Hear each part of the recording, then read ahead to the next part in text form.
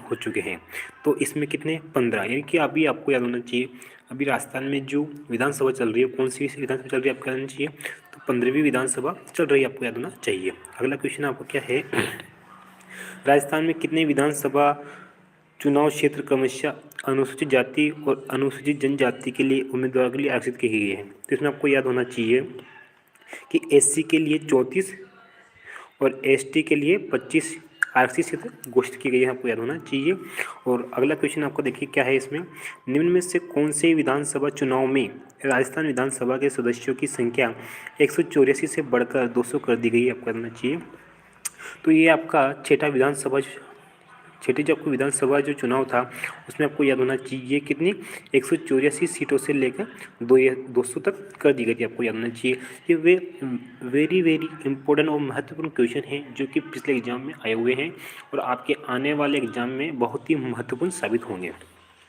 अगला क्वेश्चन देखिए, अपना अगला क्वेश्चन क्या कहता है कि राजस्थान विधानसभा के प्रक्रिया तथा कार्य संचालन संबंधी नियमों के अनुसार निम्नलिखित में से कौन से विभाग के प्राक्कलन समिति क के नियंत्रणाधीन नहीं है। तो देखना इसका आंसर होगा आपको याद होना चाहिए सार्वजनिक निर्माण विभाग। तो आपकी जो प्राक्कलन समिति है इसका नियमाधीन नहीं है, यानी कि ये किस इसका निर्माण नहीं करती है। तो आपको याद होना चाहिए शिक्षा विभाग का नियम इसके जो नियम उसके में इसका कार्य करती है, गृह विभाग में और वित्त विभाग में, यानी कि इन तीनों विभागों में इसका कार्य करती है ये, और सार्वजनिक निर्माण विभाग में इसका कोई कार्य नहीं है, इस बात को याद होना चाहिए। इसी प्रकार से अगला क्वेश्चन देना कि समिति जिसने जयपुर को राजस्थान की राजधानी बनाने की सिफारिश की थी, निम्न से कौन सी वह समिति है जिसने जयपुर को राजधानी बनाने का कार्य किया था। तो आपको याद होना चाहिए आपकी सत्यनारायण राव समिति है। कौन सी सत्यनारायण राव समिति है जिसकी सिफारिश के आधार पर आपको याद होना चाहिए जयपुर को राजधानी बनाया गया है।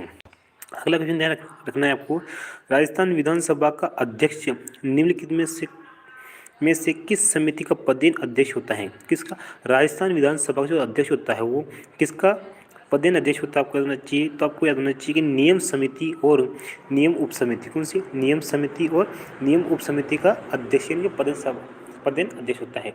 जिस प्रकार से आपको याद होना चाहिए उपराष्ट्रपति राज्यसभा का पदेन सभापति होता है, उसी प्रकार विधानसभा का जो अध्यक्ष होता है वो नियम समिति और नियम उप समिति का पदेन सभा अध्यक्ष होता है, आपको याद होना चाहिए।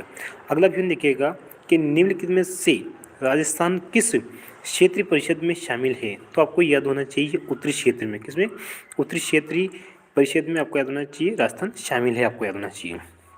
अगला क्वेश्चन देखिए, निम्नलिखित में से कौन राजस्थान विधानसभा की पहली महिला सदस्य थी।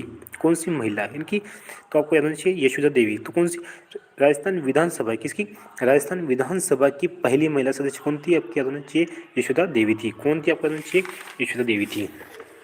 इसी प्रकार ना अगला क्वेश्चन क्या है आपका, राजस्थान विधानमंडल की प्रक्रिया तथा कार्य संचालन संबंधी नियमों के अनुसार निम्नलिखित में से कौन से विभाग के प्राक्कलन का समिति के नियंत्रण थे। तो ये क्वेश्चन दोबारा रिपीट हो चुका है, इस बात को याद होना चाहिए।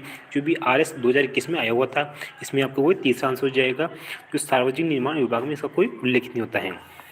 अगला क्वेश्चन देखिए आप, भारत के संविधान के किस अनुच्छेद में राज्य में विधान परिषद की संरचना का उल्लेख है।